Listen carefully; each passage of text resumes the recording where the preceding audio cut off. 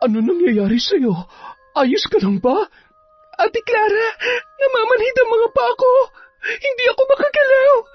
Teka, aalalayan kita. Aray, huwag mo nalang hawakan yung braso ko, ate. Ang hapdi kasi ng sugat ko eh. Ay, Diyos ko, bakit ang dami mong sugat? Pati leg mo meron na. May allergy ka ba? Wala, ate. Galing nga ako sa doktor kanina eh. Kaya lang, hindi rin naman naging malinaw kung bakit ako nagkaroon na napakaraming sugat. Pero, nakabili naman ako ng mga gamot. May ointment na rin akong ilalagay.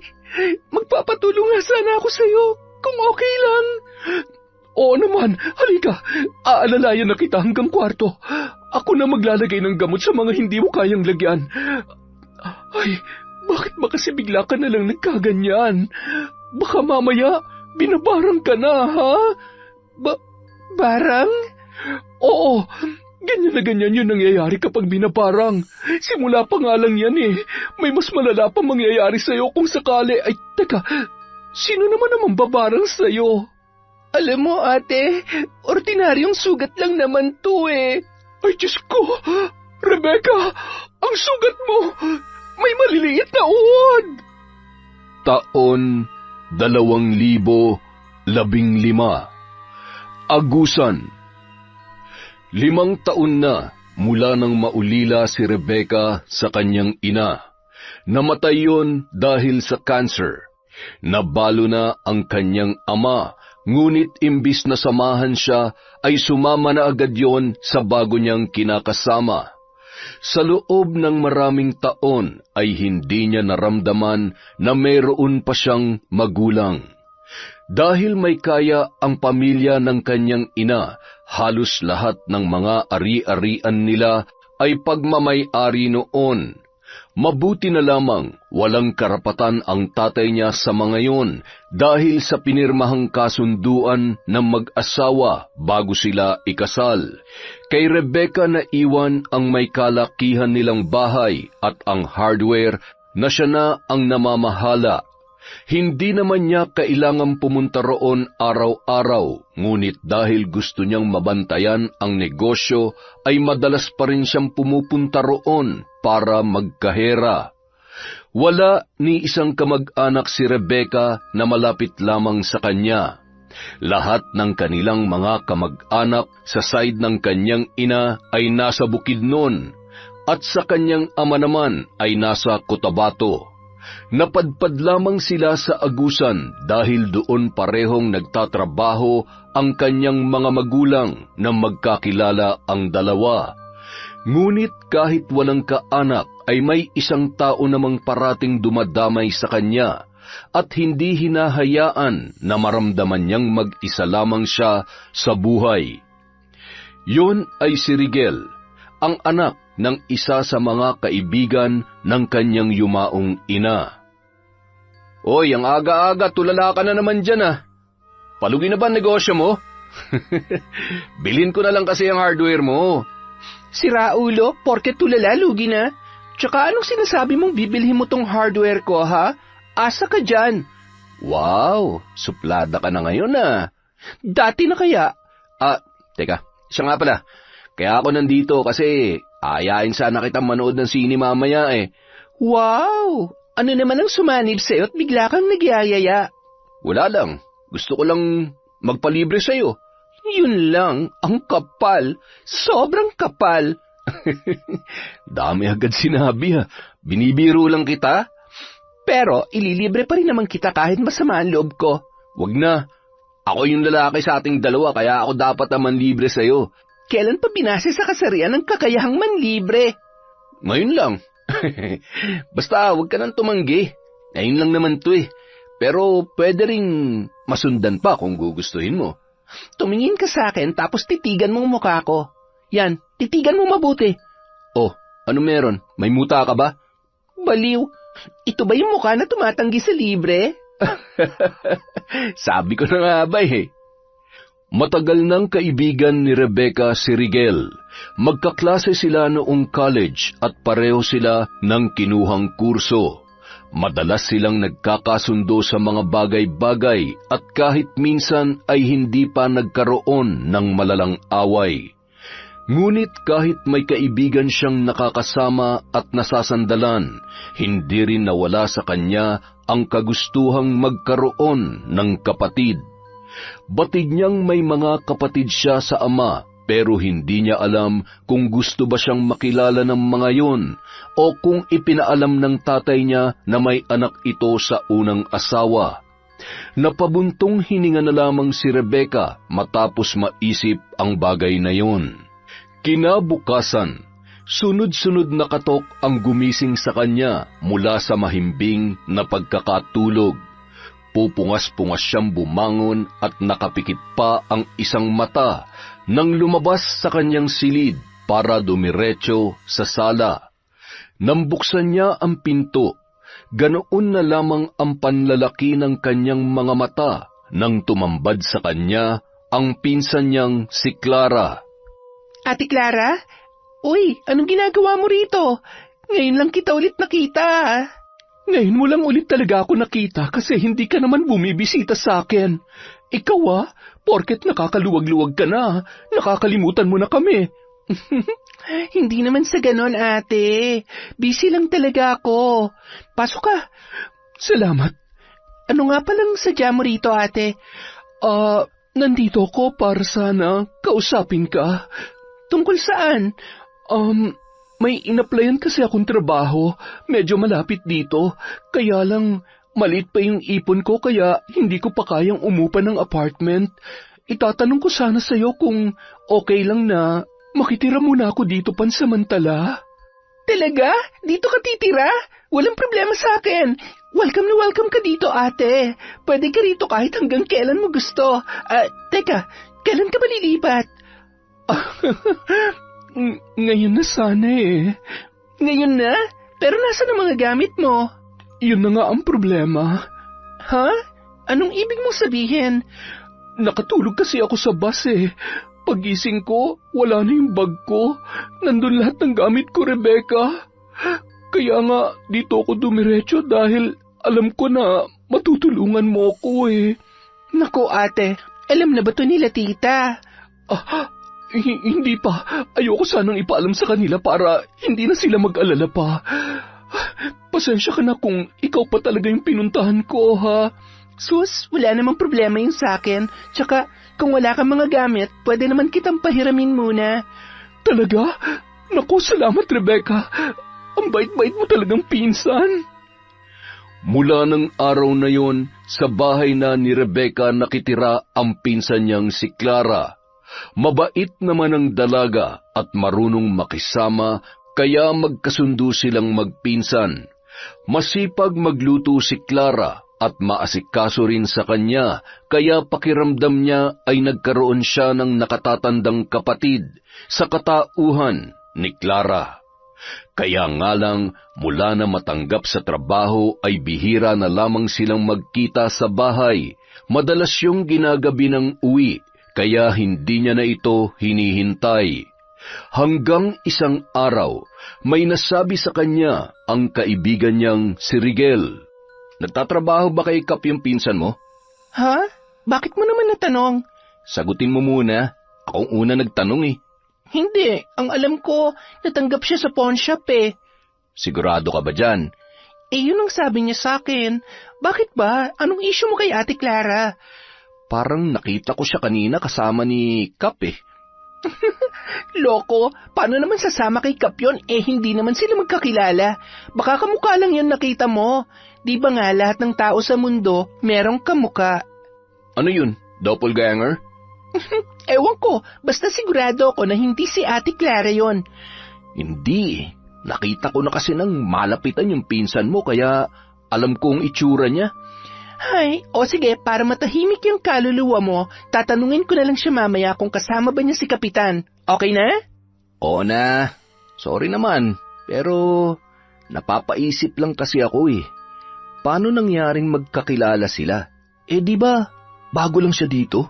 Marites 2.0, hindi na siya bago kasi nakarating na siya rito nung nabubuhay pa si Mama. Pero sa pagkakaalam ko, wala naman siyang kakilalang taga rito talaga eh. Ay, ewan ko ha. Huwag ka sanang ma-offend para sa pinsan mo pero sa tingin ko talaga may iba sa kanya eh. Paanong iba? Yung parang hindi siya pwedeng pagkatiwalaan basta-basta. Baka sabihin mo na naman na napaka-judgmental ko, ha? Bakit, hindi ba? Ano pa sa tingin mong tawag doon, ha? Hay, nako, tigilan mo na nga si Ate Clara. Basta tatanungin ko siya mamaya. Kapag napatunayan ko na hindi sila magkasama ni Cap, ililibre mo ako ng merienda bukas. Sige ba? Nang gabi ring yun, nagpasya si Rebecca na kausapin ang pinsang si Clara para malaman kung totoo ngang ito ang nakita ni Rigel na kasama ng kapitan ng kanilang barangay. Kaya lamang inabot na siya ng hating gabi sa paghihintay, ngunit hindi pa rin dumarating ang kanyang ate. Hanggang sa muli na naman siyang inabot ng antok. Samantala, panay naman ang tili ni Clara nang wala pa ring tigil ang paghalik sa kanya ng kapitan ng barangay na si Ronnie. Magkasama na ang dalawa mula pa noong tanghali, matapos dalhin ng kapitan sa lumang bahay nito ang kanyang kerida. Mas bata ng 14 na taon ang dalaga sa karelasyon, ngunit hindi naman yon naging problema sa kanila dahil mahal nila ang isa't isa. Nakilala ni Clara si Ronnie sa isang social media app. Nagkausap sila doon hanggang sa umabot na sila sa desisyon na tuluyan ng magkita. Ngunit bago pa man yun ay nagpapalitan na ng malalambing na mensahe ang dalawa at minsan nagpapadala rin siya ng mga masiselang larawan para sa kapitan. Umabot ng ilang buwan ang kanilang relasyon bago sila nagkita sa unang pagkakataon. Naisip ni Clara ang pinsan niyang si Rebecca na nakatira sa lugar na yon, kung saan nakaupo bilang punong barangay ang kanyang karelasyon, kaya kanyang naisip na makituloy na lamang doon. Humarap si Clara kay Ronnie at marahang hinaplos ang dibdib nito habang pareho silang nakahiga sa kama. Han, hindi ka pa ba uuwi sa inyo? Baka hinahanap ka na ng asawa mo. Sigurado magwawala yun sa galit kapag nalaman niyang magkasama tayo. Huwag mo siyang intindihin. Masyado siyang abala sa mga tinatahi niyang mga damit, kaya mag-enjoy na lamang tayo dito. Ikaw talaga? Parang hindi ka nagsasawa. Hindi talaga. Sa ganda mong yan. Tsaka hindi naman hamak na mas masaya kang kasama kumpara dun sa asawa ko. Talaga ba? Ibig bang sabihin nun, mas gusto mo na akong kasama ngayon? Ganun na nga. Nakakasawa na kasi yung ingay niya araw-araw eh. Tsaka naiintindihan ko naman na nagkakaedad na kami, pero may mga pangangailangan pa rin naman kami. At hindi na yun maibibigay sa akin ni Helena. Iba ng takbo ng utak niya eh. Pero ikaw, may magagawa ka pa para sa akin, Clara. Pwede pa nga tayo magkaroon ng anak eh. Anak agad? Huwag muna. Mag-enjoy na lang muna tayo ng tayo lamang, Han. Okay, sabi mo eh. Eh, siya nga pala. Nabanggit mo kanina na kailangan mo ng pera, hindi ba? O heto, idagdag mo sa panggastos mo. Bumili ka ng mga pampaganda para mas lalo akong ganahan sa'yo. Tsaka bumili ka na rin ng mga bagong damit. Yung sexy sana, tapos yun ang isuot mo tuwing magkikita tayo, ha? Hindi yung ganyang kaluluwang na blusa. Eh, teka, saan ba galing yan? Sa pinsan ko, kay Rebecca. Ah, si Rebecca. Nako, eh napakamakaluma pa naman manamit ng babaeng yun. Malas mo lang dahil siya lang ang mahihiraman mo ng mga damit. Ay, kung bakit man naman kasi hindi ka nagdala ng mga gamit nung pumunta ka rito eh. Tumakas nga lang ako kila nanay, diba? Lumayas ako sa amin at nagsabi na lang ako nung nakalayo na ako sa kanila. Hindi ba nagalit ang nanay mo? Wala na akong pakialam kung nagalit man siya o hindi. wala na rin naman siyang magagawa dahil nakaalis na ako. Hindi nila alam kung nasan ako ngayon. Sinabi ko na lang na may trabaho na ako para hindi na sila mangulit. Ay, ang problema ko na lamang ay kapag tumawag si Rebecca kay nanay, siguradong bistado ko agad. Mukhang madali naman mauto si Rebecca eh. Sabi mo nga, nadadala mo siya sa pagiging ate mo sa kanya. Ipagpatuloy mo na lang yon para makuha mo ang tiwala niya. Basta siguruhin mo lang na hindi tayo mabibisto, ha? Wala naman siyang kaide-ideya na may relasyon tayong dalawa. Tsaka, nag-iingat naman ako. Sinisiguro ko na walang nakakakita sa akin tuwing pinupuntahan kita. Baka nga ikaw pa dapat na paalalahanan ko eh. Matinik ang asawa mo. Kapag naghinala yun na may kinakalantari kang ibang babae, hindi malayong malaman na rin niya na ako yun. Sus, hindi ako paghihinalaan nun, maniwala ka. Oo naman, naniniwala ako sa'yo. Nagpatuloy ang sikretong relasyon ni na Clara at Ronnie nang hindi nalalaman ng asawa niyang si Helena. Si Rebecca naman ay nananatili pa ring walang alam tungkol sa pakikipaglandian ng kanyang pinsan sa kanilang kapitan. Nang sa wakas ay magkaroon sila ng pagkakataong makapag-usap, ay hindi na niya pinalampas pa ang pagkakataon na yon para malinawan sa sinabi sa kanya ni Rigel. Ate Clara, magkakilala ba kayo ni Kapitan? Si Cap Ronnie? Ha? Paano naman mangyayari yun eh? Hindi naman ako taga rito. May nakapagsabi kasi sa akin na nakita raw kayo magkasama nung isang linggo. Hindi ko lang naitanong agad sa'yo kasi hindi ako makahanap ng tiyempo eh. Ano ka ba? Ikaw mas nakakakilala sa akin. Kaya bakit ka naniniwala sa kwento ng iba? Pasensya ka na ate. Natanong ko lang naman. Tsaka alam ko naman na imposible talagang mangyari na magkakilala kayo. Ay, siya nga pala. Di ba sa pawn shop ka nagtatrabaho ate? Oo. Bakit mo na itanong? Wala lang, naisip ko lang na tumingin ng alas doon minsan para mabisita rin kita. Naku, wag na. Hindi mo naman ako kailangang bisitahin. Pero ate, Rebecca, bawal yon. Maaabala kami sa trabaho. Alam mo naman siguro na bawal ang distraction, di ba? pasensya ka na ate, na-excite lang kasi ako. Alam mo naman, first time kong may makasamang kamag-anak dito at hindi ka lang nandito para magbakasyon, kundi dito ka na talaga titira. Naku, ano ka ba? Pansamantala lang ako rito. Kapag kaya ko nang magrenta, aalis na rin ako. Nakakahiya rin kasi. Bakit ka naman mahihiya ate? Ayos lang naman sa akin na nandito ka. Ang totoo niyan, pabor pa nga sa akin na nandito ka eh. Nakakalungkot din kasing mag-isa. Sus, ang drama naman nito. Pero seryoso, hindi naman pwedeng dito na lamang ako palagi. Darating ang araw na aalis din talaga ako rito. Kaya mas maganda kung wag ka na masyadong masanay. Ikaw rin, baka masaktan ka lang sa huli. Nagtaka si Rebecca sa sinabing yon ni Clara. Akala niya ay masaya sa pananatili roon ang kanyang pinsan. Sa mga sumunod na araw, napansin niya ang kakaibang ikinikilos ng dalaga. Napapansin niya na late na itong umaalis sa bahay na hindi naman karaniwan para sa isang tao na may trabaho. Samantala, naging kapansin-pansin na rin sa asawa ni Ronnie ang madalas na pag-alis nito kahit alam niyang tapos na ang trabaho sa barangay hall. Bagamat abala sa patahian ay hindi naman siya nagkukulang sa pag-asikaso sa kanyang asawa kahit pareho silang pagod sa trabaho. Kaya kabisado pa rin niya ang bawat kilos nito. Ang inaalala niya lamang ay ang naririnig niyang tsismis na mayroon daw babae si Ronnie. Binaliwala niya yon nung una dahil marami naman talaga itong nakakasalamuhang babae dahil sa panunungkulan bilang kapitan.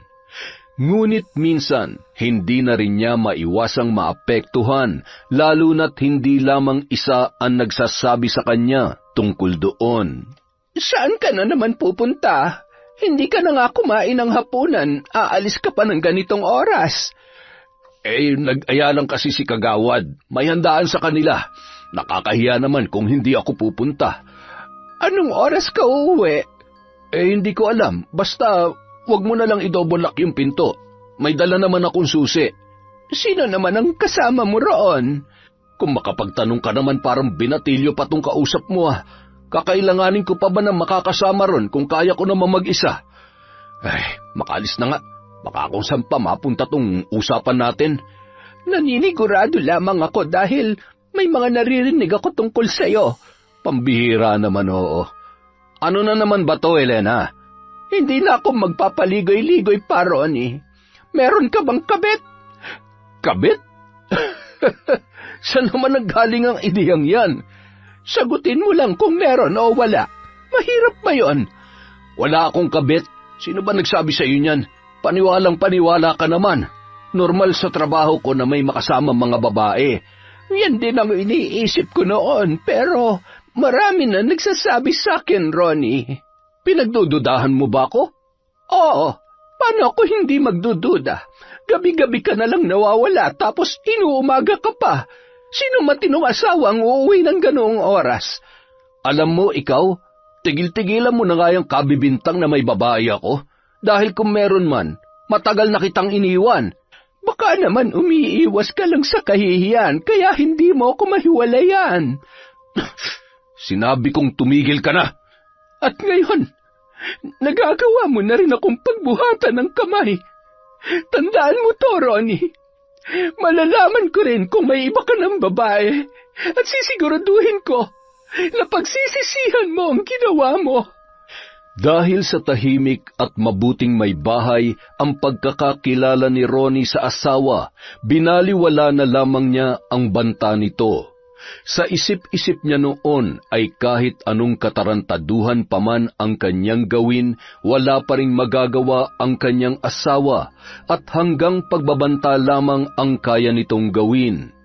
Ngunit aminado ang kapitan na totoo ang sinasabi ng ginang na umiiwas lamang siya sa kahihiyan, kaya hindi niya maamin-amin ang tungkol sa iba't ibang babaeng nakakasama niya. Dahil isang pagkakamali lamang, malaking kasiraan na sa kanya bilang isang public servant. Wala namang kaalam-alam si Helena sa lihim ng kanyang asawa na matagal na nitong tinatago sa kanya. Lingid sa kanyang kaalaman na bukod kay Clara ay may iba pang babaeng ginagawang parausan ang kapitan. Kumusta? Nandito na ba ang mga babaeng makakasiping ko ngayong gabi? 3 lang ang nakuha namin, Kap. Sigurado ka bang hindi magrereklamo ang mga yan? Baka naman pagkatapos kong galawin ay bigla na lang akong kasuhan. Naku, malabo pong mangyari yun. Matindi ang pangangailangan niyang mga yan. Tsaka ang swerte niyo po, mga sariwang-sariwa pa. Bah, oo nga. Sarap pisilin Hindi na ako makapaghintay na makasiping kayong lahat. Pero teka, ano nga palang hinihingi nilang kapalit? Yung isa, pang tuition daw po, Kap. Yung 2 naman, pangkain. Sige, bibigyan ko sila mamaya. Pero, Kap, may problema. Oh, ano naman yun? Yung isang babae na naikama nyo kagabi, tumanggi magpabayad. Sumobra daw kayo Gusto magreklamo. Ano? Wisit naman Nasaan siya? Hindi mo dapat pinaalis yun. Kap, alam ko naman po na yan ang sasabihin niyo sa akin, kaya hindi ko hinayaang umalis. Nasaan na nga? Nasa hideout ng mga adik na pinuprotektahan niyo, Kap. Pinagpipiesta na siya ron ngayon. Hindi ko nga alam kung mabubuhay pa siya pagkatapos siyang pilahan ng mga adik ron Hayaan mo na siya ron. Ang mahalaga, may makakasama ako ngayon. Pagkatapos ko, ikaw naman para hindi ka lugi. Talaga, Kap? Ayos! O siya, magbantay ka na lang muna dito sa labas. Mag-enjoy na muna ako sa loob, ha? Marami nang pinagsamantalahan si Ronnie na tinatakot niya lamang para hindi magsumbong. Ngunit kadalasan, ginagamit na lamang niya ang kanyang pera para patahimikin ang mga yon. Protektor siya ng mga drug pusher sa kanilang barangay at malaki rin ang natatanggap niya mula sa sindikatong kinabibilangan ng mga ito.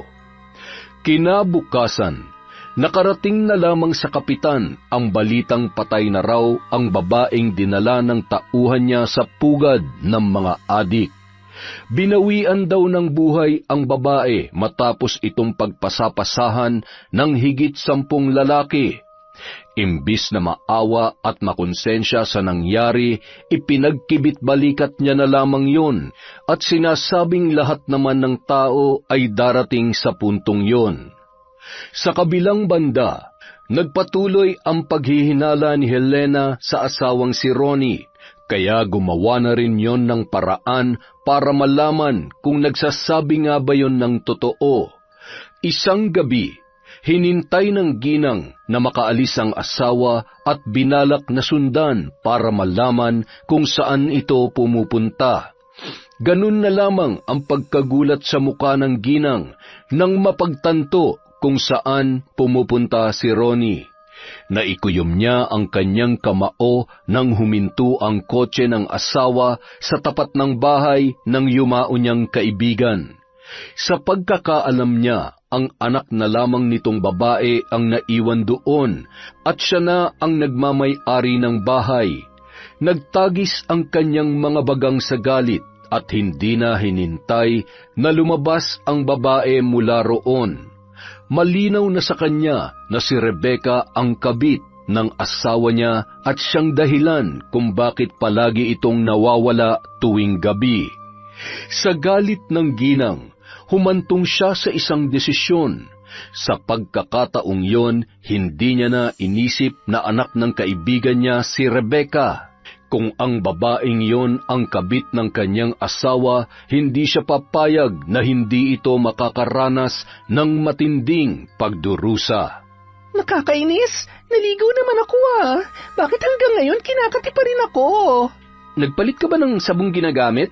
Hindi naman, kaya nga nagtataka ako kung bakit ngayon lang ako kinati ng ganito Nagkasugat-sugat na nga ako sa may alak-alakan Ang hapdi kaya, lalo na kapag nalalagyan ng pawis. Patingin nga. Ayan kagabi lang naman nagsimula yung pangangati ko tapos ngayon, ganyan yung nangyari. Nagkasugat na ako. Parang hindi pang karaniwang sugat to Ito pa lang bang nagkakasugat? Sa tingin ko, meron na rin sa likod ko Napadiin kasi ang pagkamot ko kanina. Pakitingin mo nga. Sigurado ka ba? Sus, ngayon pa ba tayo magkakaroon ng mali siya? Angatin mo na lang yung damit ko sa bandang likod. Tingnan mo lang kung may sugat. Oo, eto na gagawin na. Galit ka agad Rebecca, bakit ganitong likod mo? Ang daming maliliit na sugat. Ha? Pero isa lang naman ang kinamot ko kanina Hindi ang dami talaga. Mukhang kailangan mo na magpatingin sa doktor. Baka mamaya kung ano na to. Nagpasya si Rebecca na magpatingin na sa doktor dahil sa dami ng sugat niya sa likod at sa ibang parte ng kanyang katawan. Ngunit matapos manggaling sa ospital, hindi pa rin siya nagkaroon ng kasagutan kung bakit siya nagkaroon ng mga sugat sa katawan. Malinaw na hindi raw yon mula sa kahit anong allergy. Isa pa, hindi naman maselan ang balat ng dalaga para magkasugat ng ganoon. Hapon na nang makalabas ng ospital si Rebecca. Naglalakad siya patungo sa parking area nang bigla na lamang sumulpot ang isang matandang lalaki na may nakasaklob na itim na tela sa ulo kaya hindi niya makita ang muka. Ngunit nang huminto sa harapan niya ang lalaki, sa kanya lamang ito unti-unting nakilala. Mang Ambo, kayo po pala. Nagulat naman po ako sa inyo. Akala ko po kung sino na yung humarang sa akin.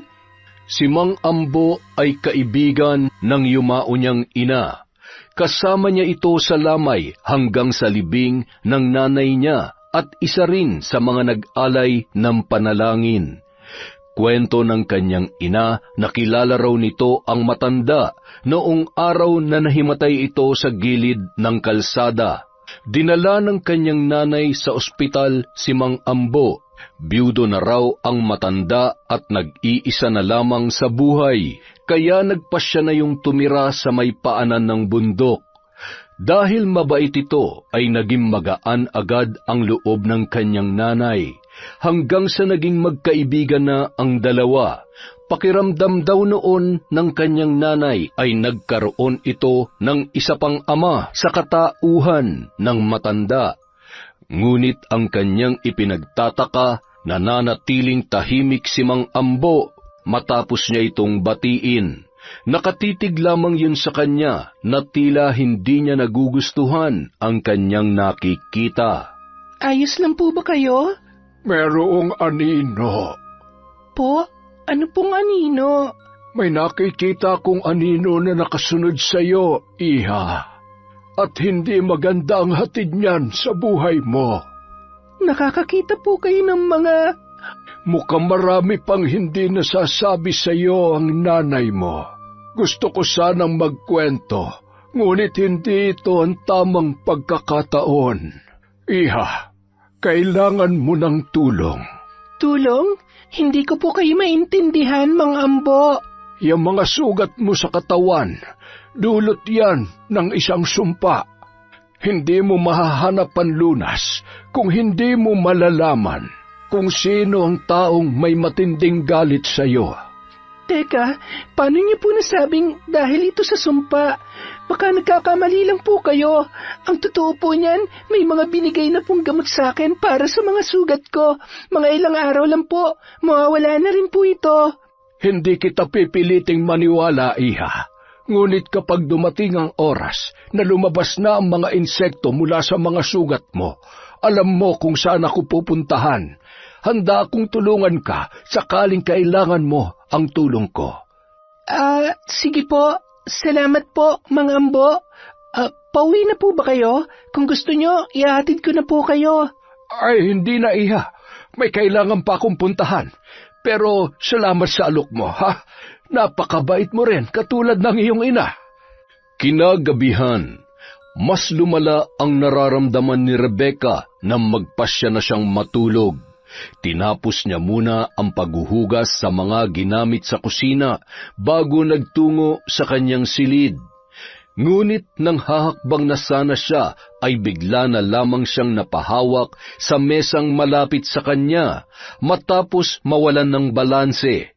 Biglang nanghina ang mga tuhod niya at hindi agad nakagalaw sa kanyang pwesto. Nasa ganoon siyang kalagayan nang bumukas ang pinto. Tumambad ang pinsan niyang kadarating lamang mula sa trabaho. Napakunot noo pa ang dalaga nang makita ang kanyang itsura. Anong nangyayari sa'yo? Ayos ka lang ba? Ate Clara, namamanhid ang mga pako.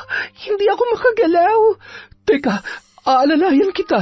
Aray, huwag mo nang hawakan yung braso ko, ate. Ang hapdi kasi ng sugat ko eh. Ay, Diyos ko, bakit ang dami mong sugat? Pati leg mo meron. May allergy ka ba? Wala, ate. Galing nga ako sa doktor kanina eh. Kaya lang, hindi rin naman naging malinaw kung bakit ako nagkaroon ng napakaraming sugat. Pero, nakabili naman ako ng gamot. May ointment na rin akong ilalagay. Magpapatulong nga sana ako sa'yo eh. Kung okay lang. Oo naman. Halika, aalalayan na kita hanggang kwarto.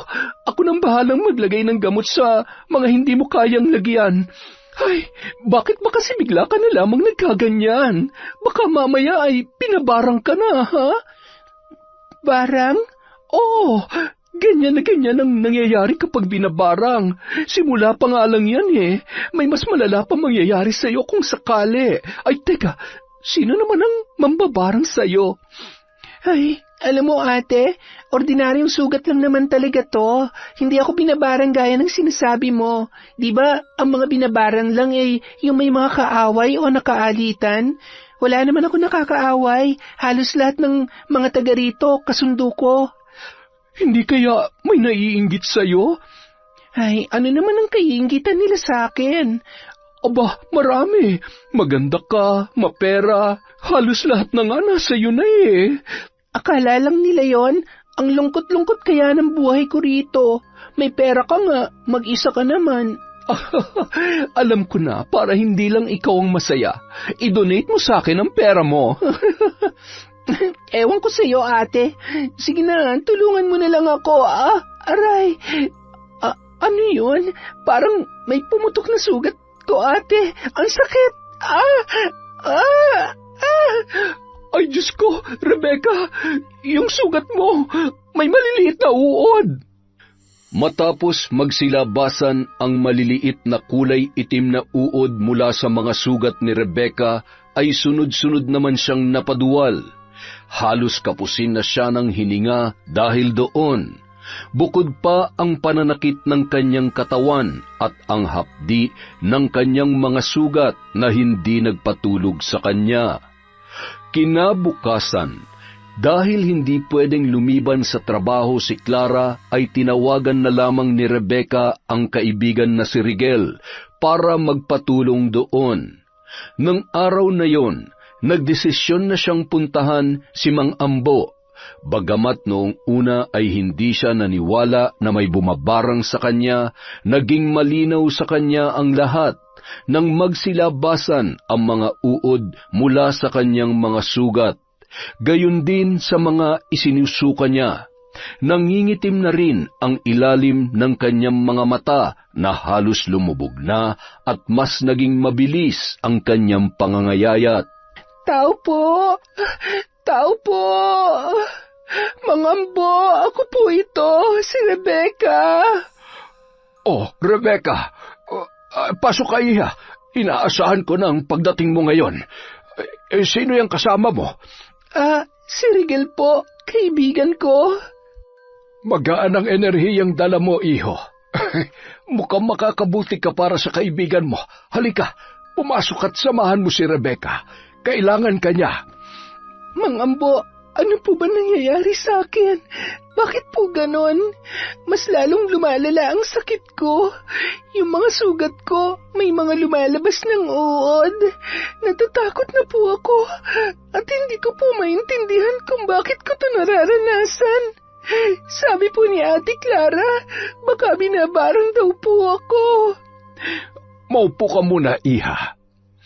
Inihanda ni Mang Ambo ang mga kagamitan at saka sinindihan ang mga baliktad na kandilang nakapalibot sa isang simbolo na nakaukit sa malapad na kahoy.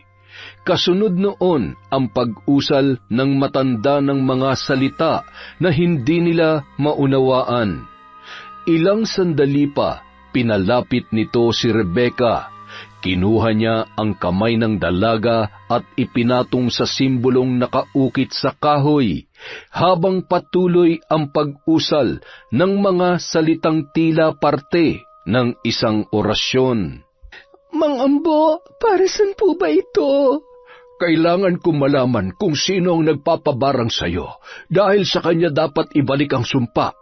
Wala kang ginawang masama sa kanya, ngunit kailangan niya ito mapagtanto sa paraang mararanasan niya rin ang anumang pahirap at pasakit na ipinararanas niya sa iyo.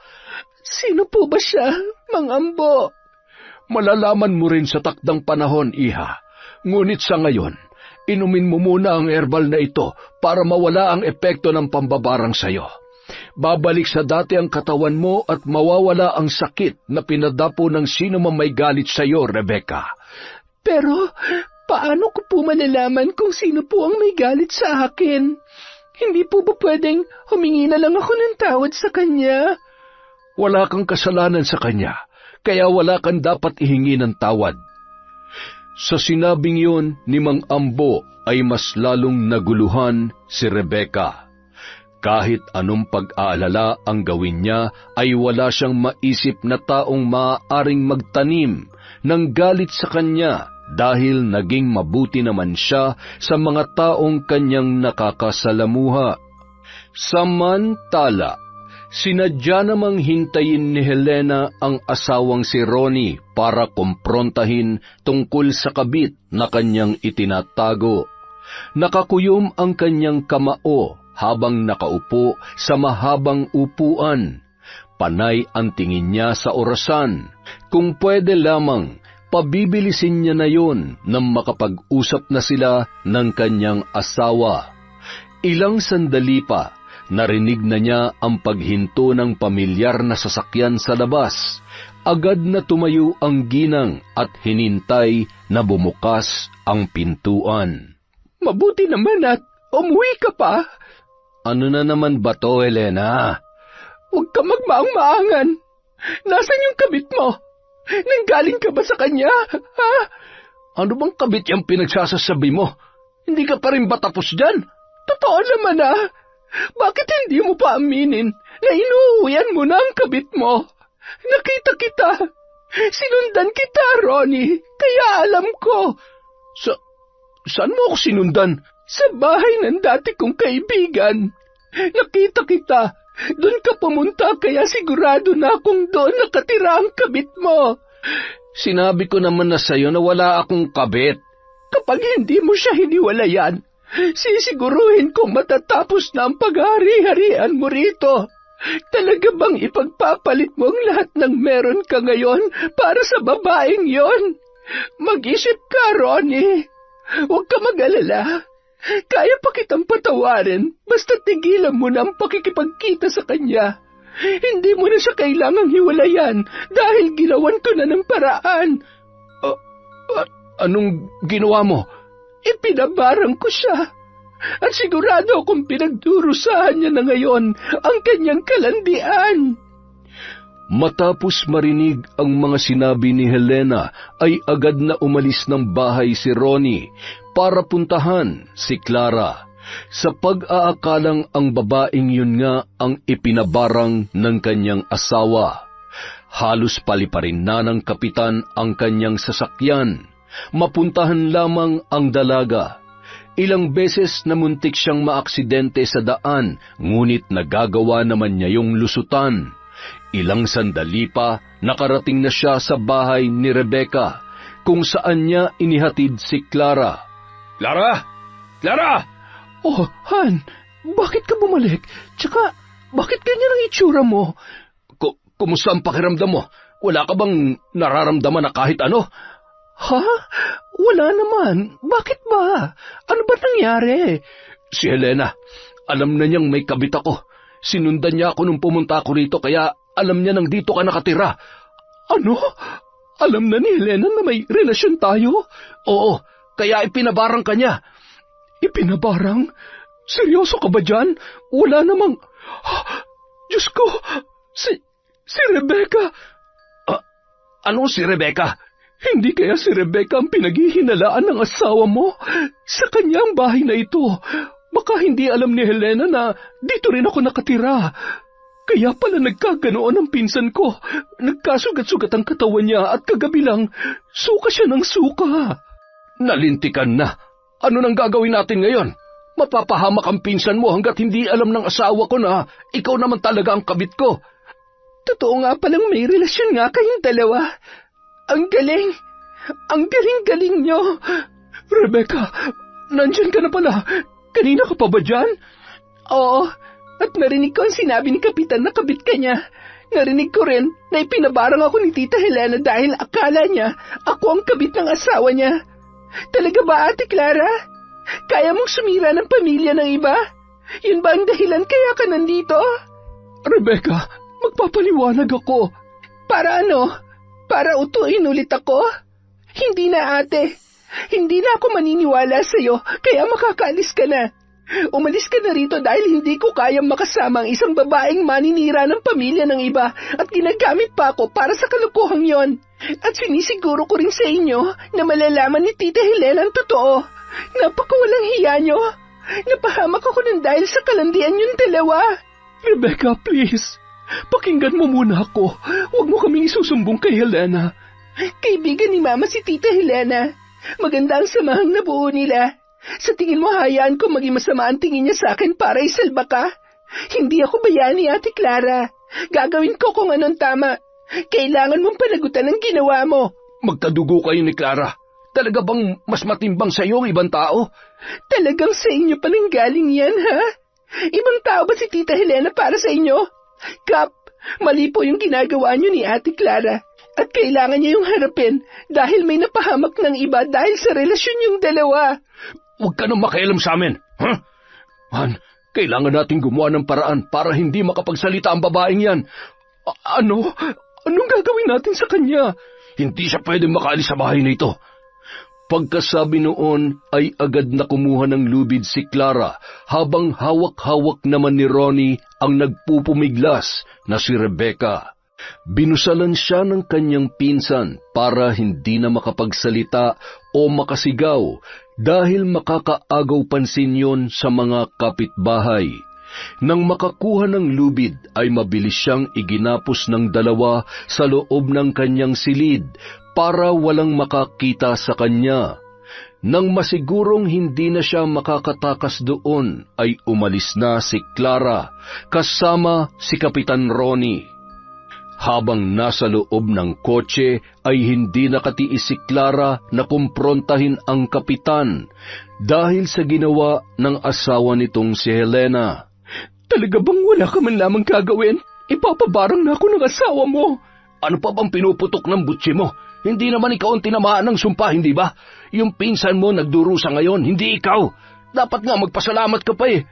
Alam ko, pero nakakaawa si Rebecca. Naging mabuti siya sa akin, Ronnie. Tapos ganun pa ang igaganti ko sa kanya.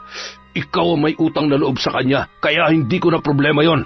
Problema nating dalawa yon. Ano yun kapag nagkaipitan, ako na lang mag-isa? Pero kapag inaatake ka ng kamanyakan mo, dalawa tayo magsasayas. Tigilan na natin to. Anong tigilan?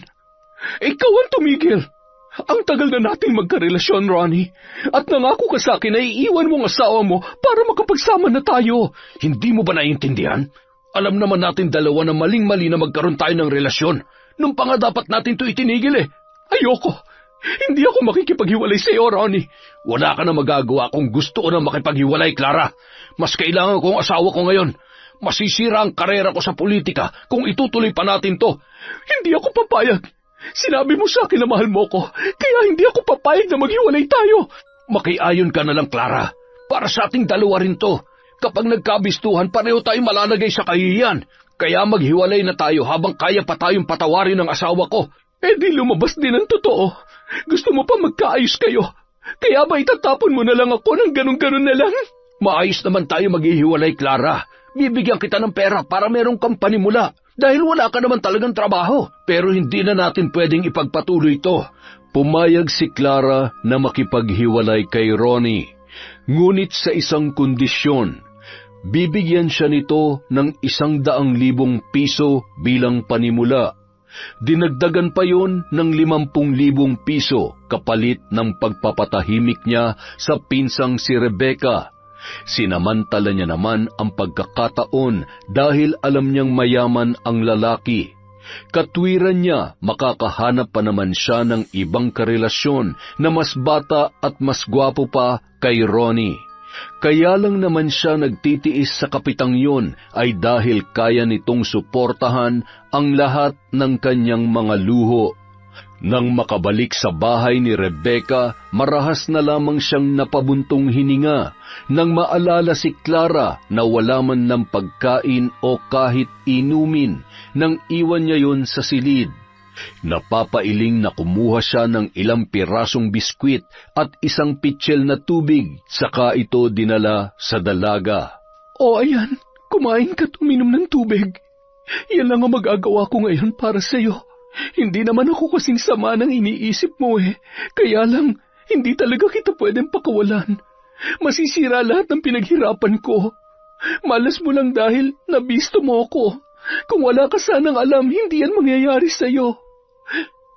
Teka, totoo bang nakikita ko? Wala nang mga sugat mo? Dahil hindi makasagot si Rebecca, tinanggal ni Clara ang busal ng dalaga sa bibig. Kinalagan din niya ang mga kamay nito, ngunit nanatili lamang nakagapos ang mga paa para hindi ito makatakas. Nanlilisik ang mga matang tinitigan siya ng kanyang pinsan. Dama niya ang matinding galit nito dahil sa kanyang ginawa, ngunit wala na siyang magagawa pa roon. Napakasama mo, Clara! Wow, galit ka na nga. Hindi mo na ako tinatawag na ate. Okay lang naman sa akin, pero bakit nga wala ka ng sugat? Huwag mong sabihin pumunta ka sa isang albularyo. Oo, ginawa ko yun. Dahil hindi naman dapat ako nagdurusa sa pambabarang ni Tita Helena. Kung may ideya lang sana siya na ikaw ang sumira sa pamilya niya, hindi na sana siya mahihirapan. Hindi na siya mahihirapan. Naghiwalay na kami ni Kapitan. Dapat maging masaya na siya. Pero bakit parang masaya ka pa? Dahil nakuha ko na ang gusto ko. Kung ganon, pakawalan mo na ako rito. Hindi pwede. Hindi mo ba narinig ang sinabi ko? Nakuha ko na ang gusto ko kaya mas lalong hindi pwedeng malaman ni Helena ang tungkol sa aming dalawa ni Ronnie. Kawawang Kapitan. Mukhang pahihirapan pa siya ng asawa niya bago sila magkaayos. Ay, basta ko okay na ako. Pwede na akong umuwi sa amin dahil wala naman ako mapapala rito. Ipapamukha ko kay nanay na nagkamali siya ng palayasin ako. Pinalayas ka ni Tita? Kaya ba wala kang dalang gamit nung pumunta ka rito? Napakasinungaling mo talaga. Kinailangan kong gawin yon para hindi mo natawagan si nanay. Alam kong kapag nakausap mo siya, malalaman mo na ang tungkol sa pagsisinungaling ko. Matagal na kami may relasyon ni Ronnie. Nagkakilala kami online. Akala ko magiging masaya talaga ako sa kanya, kaya pinuntahan ko siya. Hindi ko naman akalain na kapag nagkagipitan ay hihiwalayan niya rin pala ako. Takot siya masira ang karera niya, lalo na't balak pa niyang tumakbo sa mas mataas na posisyon sa susunod na eleksyon. Nagpapaligoy-ligoy ka pa? Sana sinabi mo na lang na matagal ka ng kabit ni Kapitan. Kabit na akong kabit, pero nagmahal lang naman ako, Rebecca. Yung pagmamahal mo ang pinakamatinding lason na magpapahirap sa'yo. Napakasama mong tao, Clara. Ah, ganon? Sige, huwag ka nang kumain. Hindi ka kakain ng isang linggo. Magdusa ka dyan. Ibinalik ni Clara ang pagkakagapos ng mga kamay ng kanyang pinsan. Saka iniwan siya ron, na gutom at uhaw na uhaw. Walang patidang luha ng dalaga habang nagpupumilit pa ring makawala. Ngunit sadyang mahigpit ang pagkakagapos sa mga kamay at paa niya. Napayuko na lamang si Rebecca. Tahimik siyang nagdasal na sana'y may dumating doon para siya ay tulungan. Ilang sandali pa, tila nabuhayan ang dalaga nang maisip niya si Rigel na palaging pumupunta roon tuwing Biyernes ng hapon para sabayan siya sa hapunan. Palagi kasi siya nagluluto para sa kanilang dalawa tuwing Biyernes dahil yun lamang ang araw na nagkakasama sila ng matagal mula nang maging abala na rin si Rigel. Inabot pa ng ilang araw si Rebecca na walang pagkain o inumin man lang, kaya halos mawalan na siya roon ng malay. Pagsapit ng Biyernes, umaga pa lamang pinipilit na niyang matanggal ang busal sa kanyang bibig. Nagawa niya naman yon kahit na hirap, ikinikiskis niya ang bibig sa dulo ng maliit na mesa sa kanyang tagiliran. Bandang hapon na nang marinig niya ang boses ni Rigel na nagtatawag sa labas ng kanyang bahay. Mabuti na lamang at wala pa roon si Clara dahil gabi na ito kung umuwi. Rebecca? Rebecca, nandiyan ka ba sa loob? Rigel, tulungan mo ako! Ano raw? Rigel, tulong! Tulong? Teka, ano ba nangyayari? Rebecca, nasan ka? Ano nangyayari dyan? Nandito ako sa kwarto, nakagapos ako. Tulungan mo ako. Sirain mo na yung pinto. Eto na, sisipain ko na. 1, 2, 3. Rebecca! Dito sa kwarto. Pambihira, nakalak din. Sisirain ko na rin to. Rigel, buti na lamang dumating ka. Ano ba nangyari? Bakit ka nakagapos? Si Clara, siyang gumawa nito sa akin. Ano? Bakit yan man to gagawin sa'yo? Alam ko na kung sino nagpapabarang sa akin. At alam ko na rin kung anong dahilan. Oh, sino nagpapabarang sa'yo? Si Tita Helena. Ha? Helena? Yung asawa ni Kapitan? Oo, siya nga. Matagal na raw silang may relasyon at sikap ang dahilan kaya siya pumunta rito. Nagsinungaling na siya sa akin nung una pa lang. Hindi totoong nanakawan siya sa biyahe. Naglaya siya sa kanila dahil nag-away sila ni Tita. Ano? Ang lala naman pala ng pinsan mong yun eh. Hindi lang yon. Wala talaga siyang trabaho rito. Tuwing umaalis siya, nagkikita sila ni Caproni. Kaya pala palagi siyang may mga bagong gamit. Yun pala, may sugar daddy siya rito. Pero bakit kailangan ka pa niyang igapos at ikulong dito ng ilang araw? Namumutla ka na, oh. Hindi pa ako kumakain. Ilang araw na akong walang pagkain at inumin, Rigel. Kung hindi ka dumating, siguradong dito na ako mamamatay. Buti na lang talaga palagi akong pumupunta rito tuwing Biyernes eh. Ay, ngayong alam ko na may posibilidad palang mangyari sa iyo yan, dadalasan ko ng pagpunta rito para lagi kang may kasama. Kung pwede nga dito na ako tumira, gagawin ko na eh. Hindi naman pwede yun, no? Ano ka ba? Pero sa ngayon, may magagawa ka pa rin sa akin. Gutom na ako. Halos hindi na ako makagalaw sa sobrang panghihina. Ako nang bahala. Dito ka lang muna, huwag ka nang pabebe. Kukuha ko ng kahit anong makakain mo tsaka maiinom. Ipagluluto na lang kita mamaya ng hapunan. Tsaka, kung ayos lang sa'yo, dito na muna ako magpapalipas ng gabi para mabantayan kita. Hindi na kailangan, Rigel. Samahan mo na lang ako mamaya. Saan? Kay Mang Ambo. Matapos makakain at makainom ng tubig, agad na naghanda si Rebecca para sa pagpunta kay Mang Ambo. Kinuha niya lang ang mahalaga niyang gamit at saka ibinilin sa mga kakilala ang kanyang bahay bago nila yon nilisan. Ngunit bago sila tuluyang magtungo sa bahay ng matandang albularyo na isa ring mambabarang, ay kumuha muna siya ng litrato ni Clara sa mga gamit nito. Si Rigel naman inasikaso ang pagkuha ng lumang poster ni Kapitan. Nang makumpleto ang mga kailangan nila ay hindi na sila nag-aksaya pa ng panahon. Samantala, napakunot noon naman si Ronnie nang mapansin ang pagkabalisa ng kanyang asawang si Helena. Mula umaga kasi ay palakad-lakad na ito at panay ang kamot sa balat. Napansin din niya ang maliliit na sugat sa binti ng kanyang asawa at sa paglipas ng oras ay tila nadadagdagan yon ng nadadagdagan. Helena, ayos ka lang ba? Kanina ka pa hindi mapakali dyan ah. Kinakati kasi ako, pero hindi ko naman alam kung saan ko kakamutin.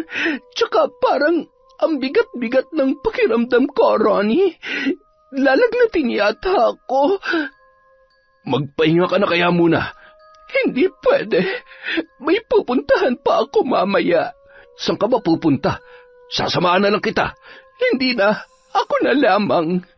Saan ka nga pupunta? Bakit mo ba inaalam? Gusto nga kitang samahan. Baka kumapano ka pa niyan sa daan. Kaya ko ang sarili ko. Huwag mo kong alalahanin.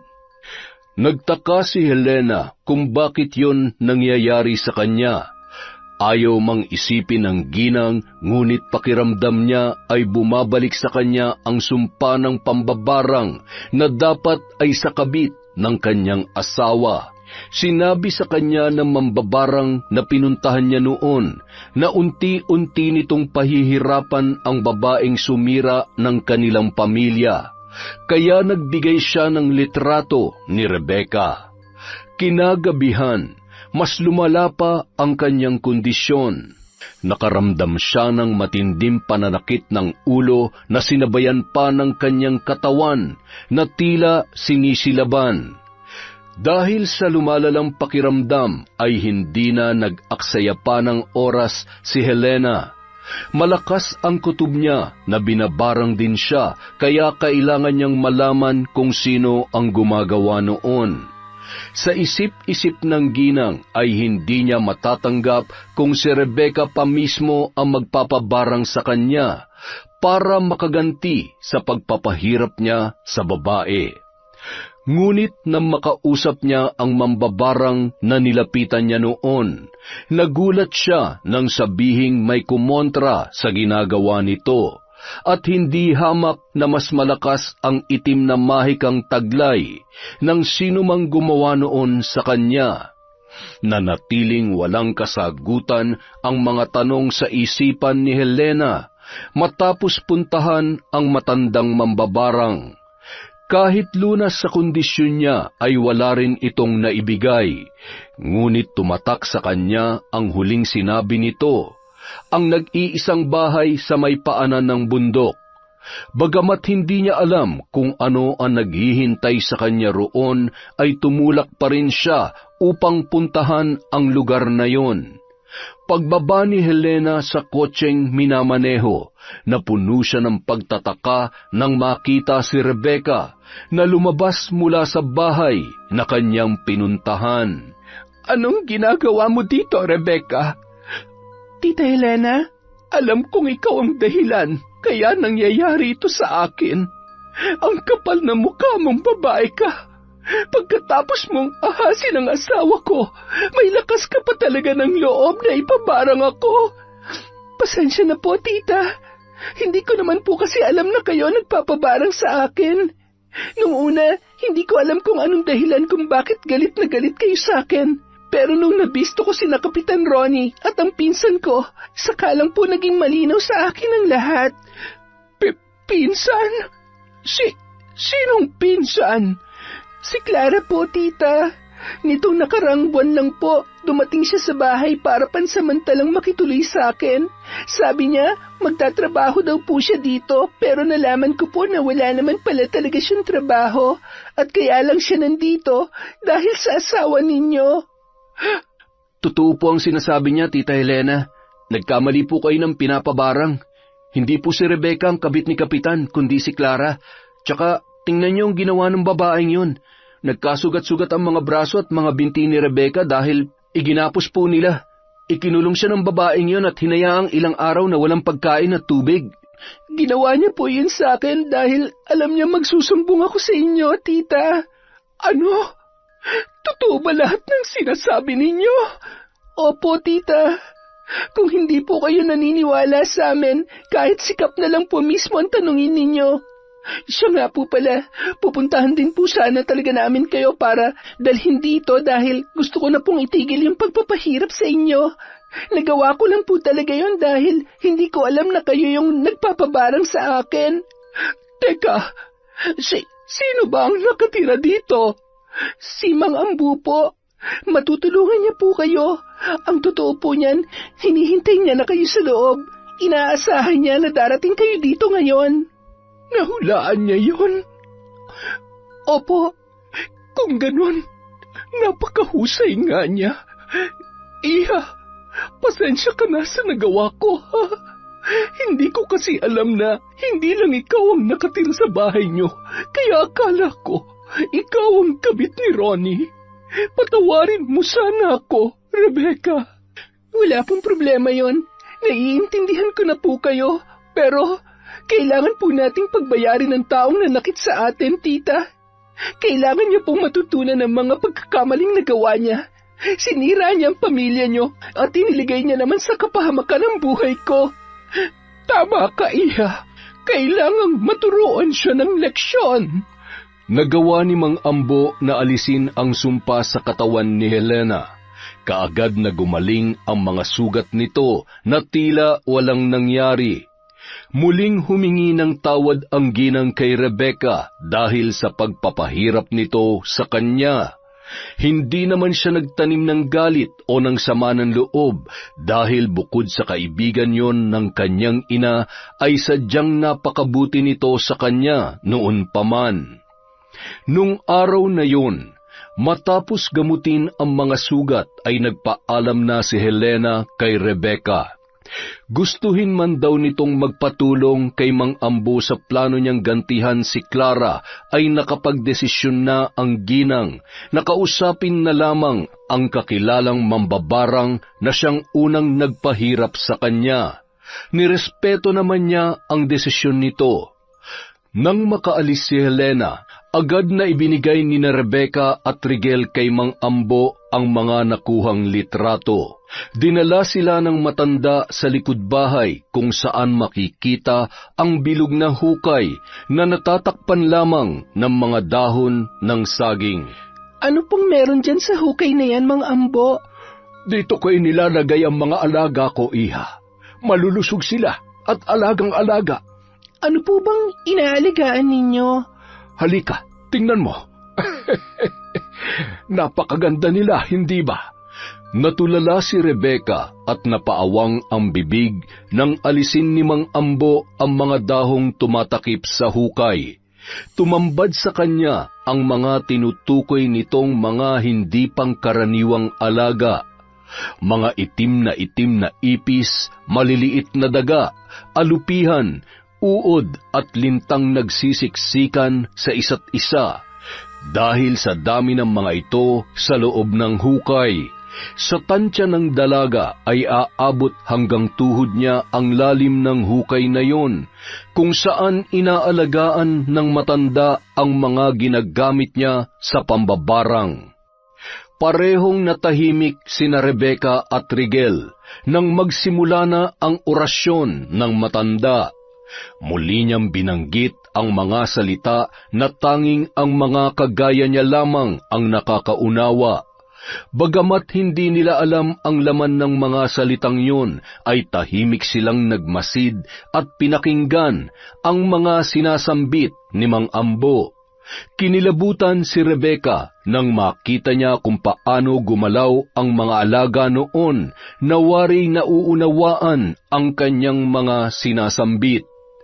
Kinabukasan, nagising na lamang si Clara sa loob ng isang hindi pamilyar na kwarto.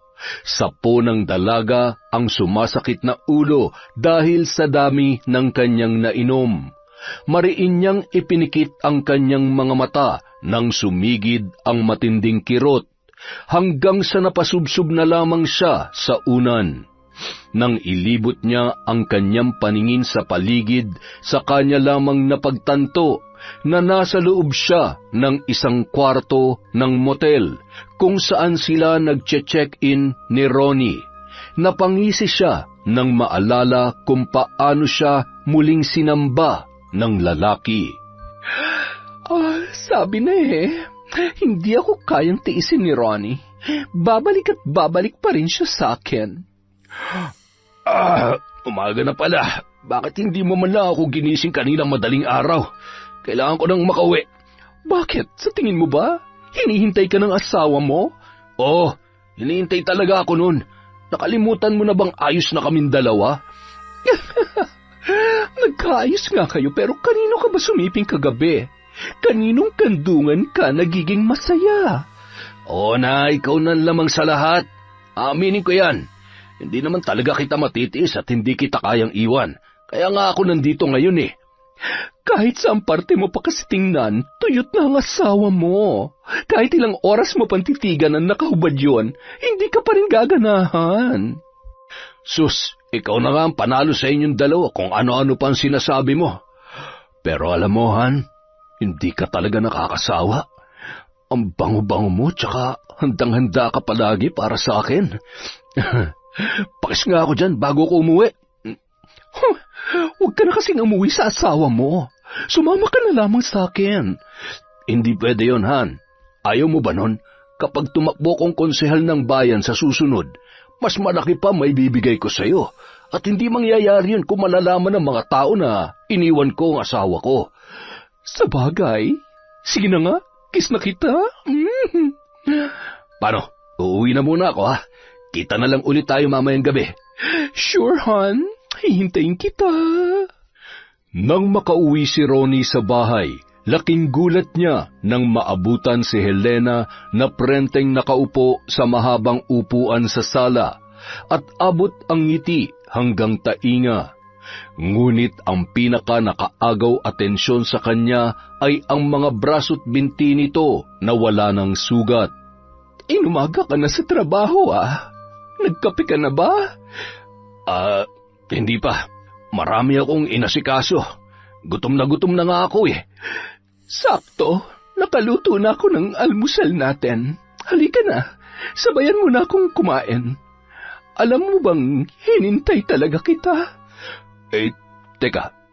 Bakit parang may iba sa'yo ngayon? Ano bang sinasabi mo eh? Ganito naman talaga ako sa'yo noon pa. Parang bigla kang naging malambing eh. Pero mas gusto ko na ganyan ka palagi, Helena. ganito lang naman ako ngayon dahil nagkaayos na tayo. Hiniwalayan mo ng kabit mo kaya wala nang makakasira pa sa ating dalawa. Oh, ayos ka lang ba? Oo, ayos lamang ako. Hindi ka pa nga kumakain ay nasasamid ka na. Halika na, maupo ka na para makapag-almusal na tayo. Ay, teka, sandali lang. Anong nangyari sa mga sugat mo? Bakit bigla nawala? Nagpagamot na kasi ako. Kanino? Ganun ba kagaling yung doktor mo para mapagaling lahat ng sugat mo nang wala pang isang araw? Ngunit pinili ni Helena na hindi na lamang sagutin ang tanong na yon ni Ronnie. Idinaan na lang niya yon sa tawa. Lingid sa kaalaman ng kapitan na lihim nang nagdiriwang ang ginang dahil sa araw na yun mismo ay magsisimula na ang paghihiganti niya sa tunay na kabit ng kanyang asawa. Samantala, halos mabuwal si Clara sa paglalakad matapos bumaba sa sinakyang tricycle pauwi sa bahay ni Rebecca. Dahil sa sakit ng ulo ay hindi niya na napansin na may sira ang pinto sa harapan ng bahay nang siya ay pumasok doon.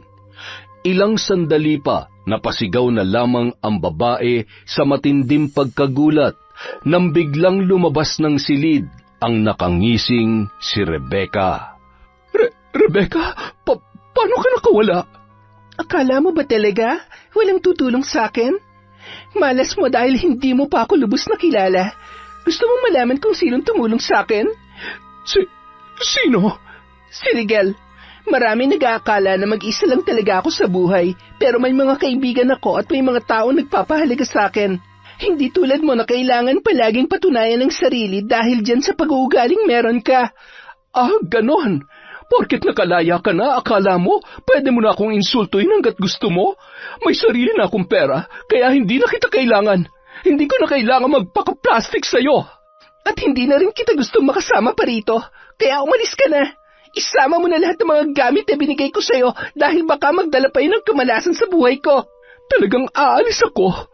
Nagkapera ka lang, akala mo kung sino ka na? Maayos ako makitungo sa mga taong maayos ang pagtrato sa akin. Pero sa tulad mo na nagawang ilagay ako sa kapahamakan, hindi kita mapapatawad. Hindi ko naman kailangan ng pagpapatawad mo. Sa'yo na yan kung gusto mo. Talagang wala ka man lang kahit ikatiting na pagsisisi, no? Napakasama mo talaga. Hindi na ako magtataka kung walang totoo sa mga kabutihang pinapakita mo sa akin nung dumating ka rito. Halata namang kinukuha mo lang ang loob ko para mauto mo ko at mapaniwala sa mga kasinungalingan mo. Pero sige, magpakasama ka hanggat gusto mo. Pero gusto ko ring ipaalala sa'yo na lahat ng ginagawa mo ay may karmang babalik sa'yo. Hindi man ngayon pero sigurado akong darating yun sa pagkakataong hindi mo inaasahan. Pinagbabantaan mo ba ako? Hindi kita pinagbabantaan, Clara. Nagpapaalala lang ako dahil nakalimutan mo na kung paano maging tao. Sa pinapakita mo ngayon, mas masahol ka pa sa hayop. Buisit kang punyeta ka! Mas buisit ka! Umalis ka na! Wag ka nang babalik dito dahil hindi ka na makakapasok sa bahay ko! Walang lingon-lingong umalis si Clara sa bahay ni Rebecca. Ang tanging nagawa na lang niya ay tanawin ang pinsan habang naglalakad papalayo. Dala ang mga gamit nito. Kung saan man ito pupunta ay hindi na niya inisip pa. Naging mabuti naman siyang pinsan at ginawa niya ang lahat para makatulong. Ngunit sadyang may mga abusadong tao na gagamitin ang kabutihang yon para sa pansariling interes lamang. Hanggang sa pagkakataong yon ay wala pa rin kahit katiting na pagsisisi ang dalaga sa mga nagawa sa kanya at kay Helena. Dahil doon, hindi rin siya nakaramdam ng pagsisisi sa planong bigyan ito ng leksyon. Mula nang umalis sa bahay ni Rebecca, sa halip na umuwi sa pamilya at tulungan ang mga ito sa mga gastusin gamit ang perang natanggap mula kay Ronnie, ay mas pinili ni Clara na mangupahan na lamang sa isang maliit na apartment. Sa paraang yun, malaya na sila magkakasama ng lalaki nang hindi nalalaman ng asawa nito. Hindi mawala-wala ang ngiti sa mga labi niya habang naghahapunan, dahil sa wakas ay nakuha na niya ang kanyang gusto. Ngunit matapos sumubo ng pagkain, bigla na lamang naramdaman ng dalaga ang muling pagkirot ng ulo na sinabayan pa ng matinding pananakit ng tiyan. Dali-dali siyang tumayo at tumakbo patungo sa banyo. Sa pagtayo niya ay hindi sinasadyang natabig niya ang pitsil na puno ng tubig. Nabasag ito matapos bumagsak sa sahig at mabilis na kumalat ang lamang tubig. Sunod-sunod naman ang naging pagduwal ni Clara at halos kapusin na siya ng hininga nang makarating siya sa banyo. Ngunit maya-maya lamang ay may napansin siya sa sahig. Ano ito? Bakit parang may gumagalaw sa isinuka ko? Tinitigan niyang mabuti ang maliliit na bagay na gumagalaw mula sa pagkaing isinuka niya, na nooy may kasama ng itim na likido. Ilang sandali pa, napatili na lamang si Clara nang gumapang sa may paanan niya ang maliliit na bubwit mula sa kanyang isinuka. Nagtatalon siya sa sobrang takot at patakbong lumabas ng banyo. Sa pagmamadali, hindi niya na napansin ang basang sahig.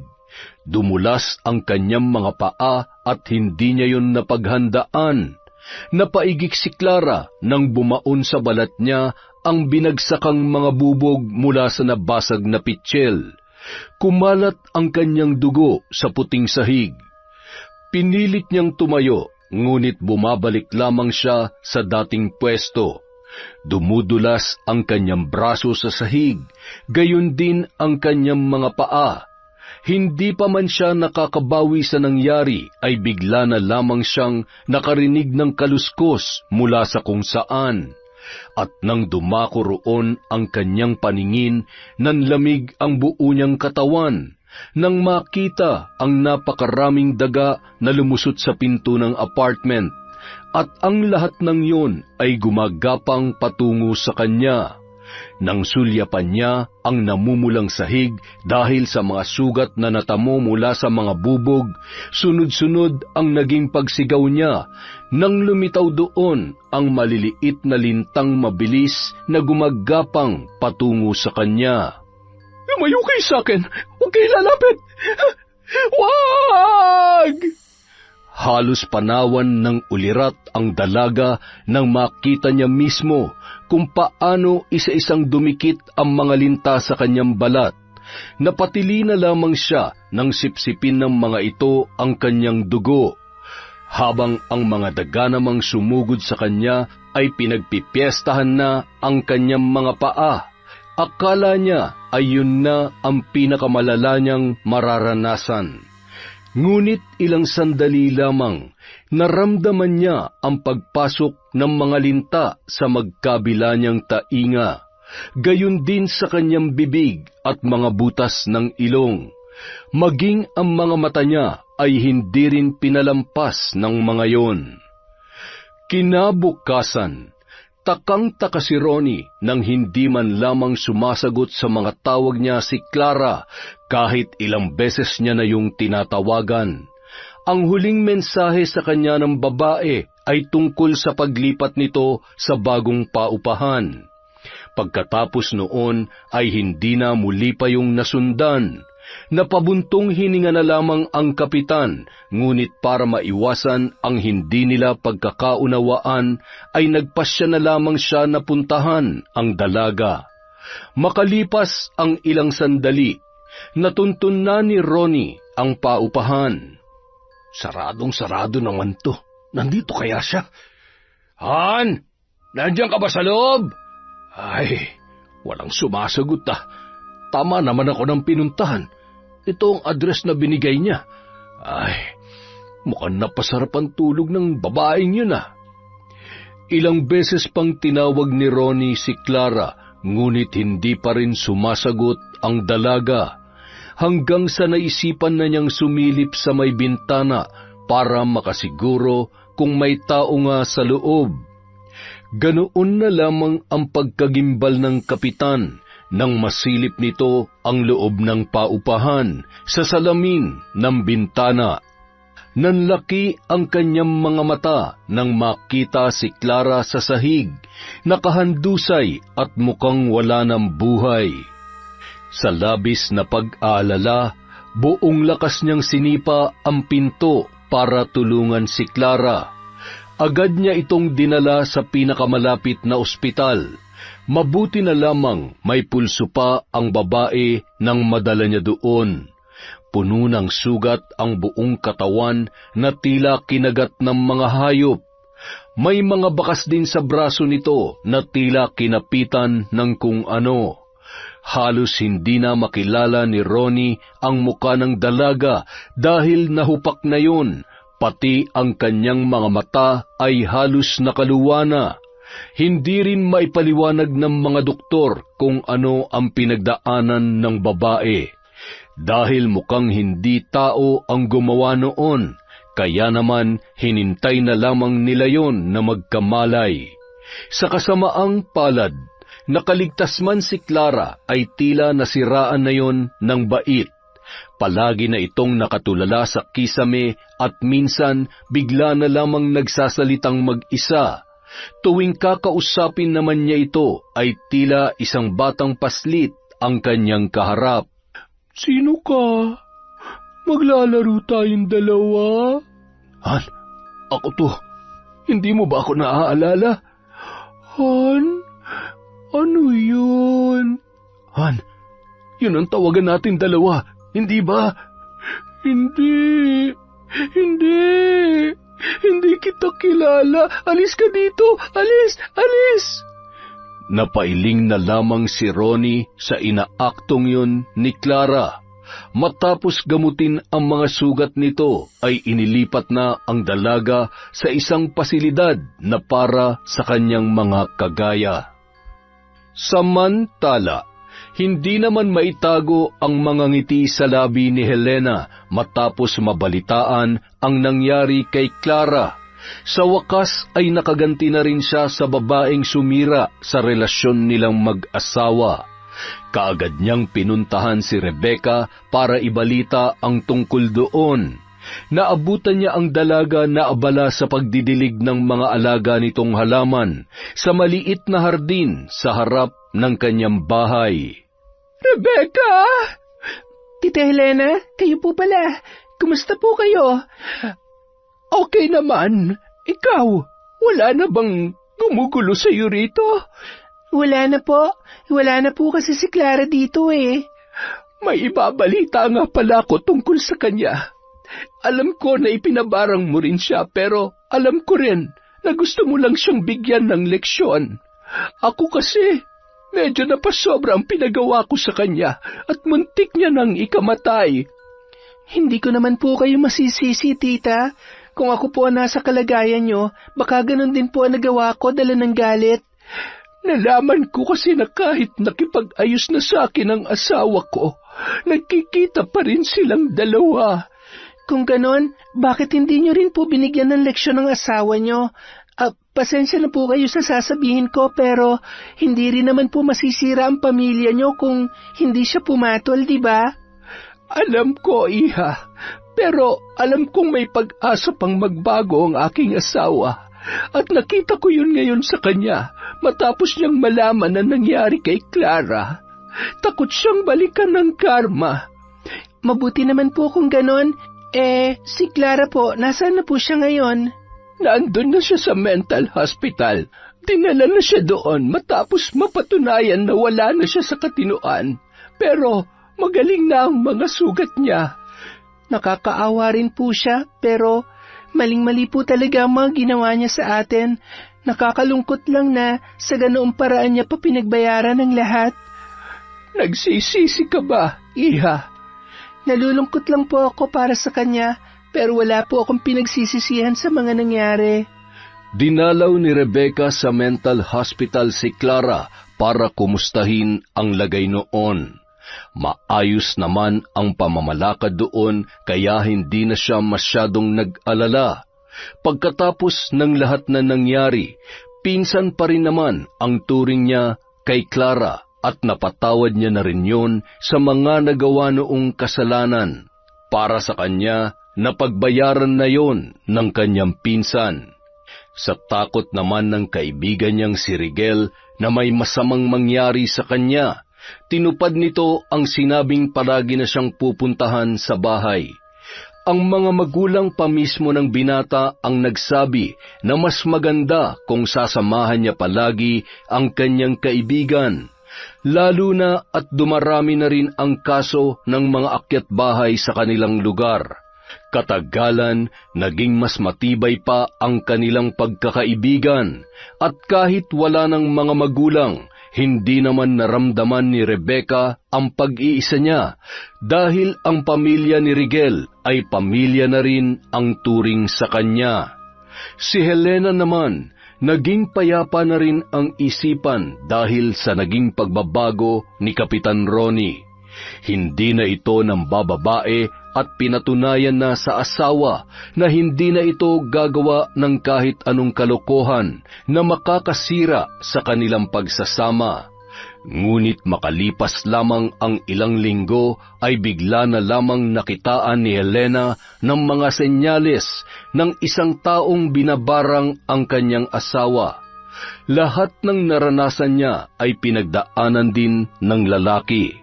At dahil wala siyang kaalam-alam kung sino ang maaaring gumawa noon, hindi niya na ito nailigtas pa. Hanggang sa huling hantungan, hindi pa rin nilulubayan ng mga uod at linta ang katawan ng kapitan.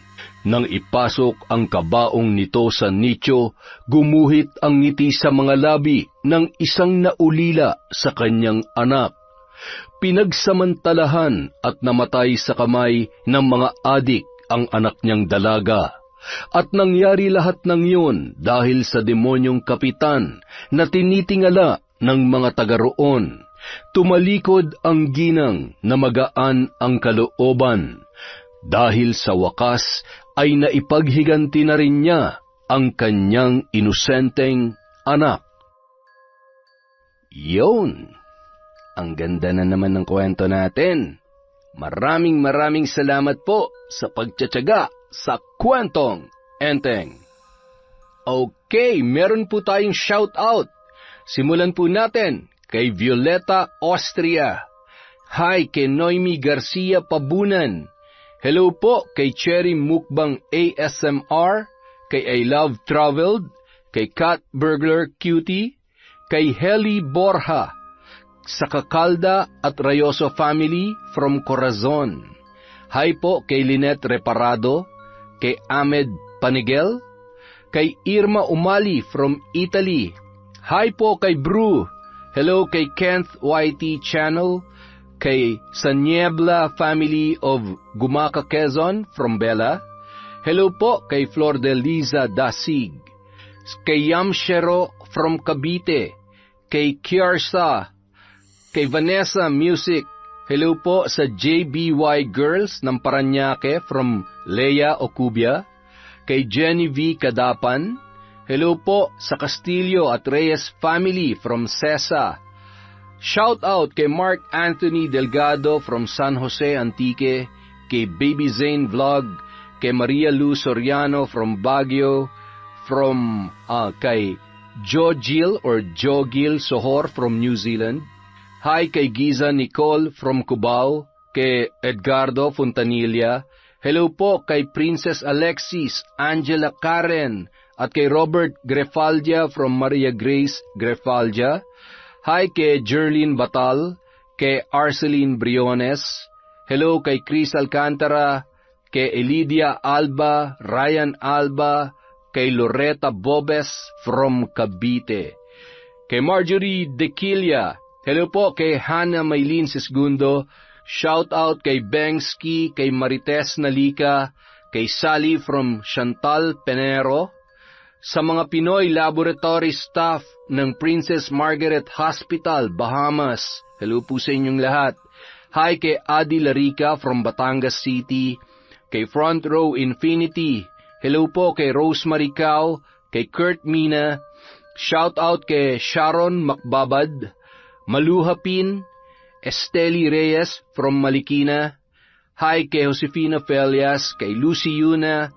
Shout out kay Alma Naong, kay Sara Diocaris, kay Alma Sembrano from Singapore, kay Criselda Escobel. Hello kay Lorna Bondok, kay Lourdes Grace Garde, kay Cecil Vlog at sa mga kaibigan niya. Hi po sa inyong lahat. Hi kay Ravenish 9992, lagi rin daw siyang nakikinig. Hello po kay Lea Billones, kay Liza Quizon, kay Isay DS. Hi kay Edna Antonia Torralba from Europe, kay Erica Ember, kay Najma Usman. Hello po kay Miss Dada, kay Hondra Delin at kay Sang O. Para po sa mga hindi natin na shoutout, marami pa po tayong susunod na video. Maraming salamat po mula sa Kwentong Enteng.